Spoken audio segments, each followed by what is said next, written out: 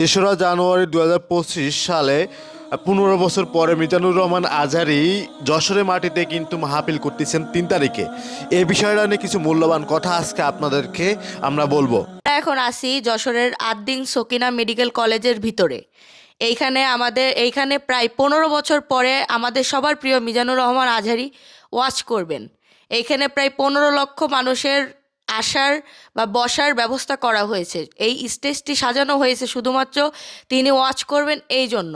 এইখানে যোগাযোগ ব্যবস্থা থেকে শুরু করে এখানকার ম্যানেজমেন্ট যেগুলো আর কি, সিকিউরিটি থেকে শুরু করে সব কিছুই আমাদের যশোরবাসী সুন্দর মতো পরিচালনা করতেছে। আমরা সবাই দেখতে পাচ্ছি এখানে স্টেজে কাজ চলতেছে। প্রায় ১৫ লক্ষ মানুষের জন্য এটি ব্যবস্থা করা হলেও এখানে প্রায় কোটি কোটি মানুষের আসার সম্ভাবনা আমরা দেখতে পাচ্ছি বা বুঝতে পারছি। এখানে খুব সুন্দরভাবে যোগাযোগ ব্যবস্থা করতেছে। এখানে স্টেজগুলো আপনারা দেখতে পাচ্ছেন সুন্দর করে সাজানো হচ্ছে, গোছানো হচ্ছে।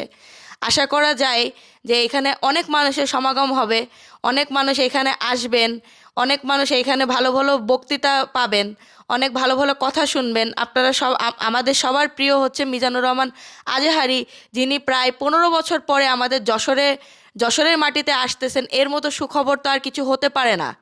এত বছর পরে তিনি যেহেতু আসতেছেন, আমরা সবাই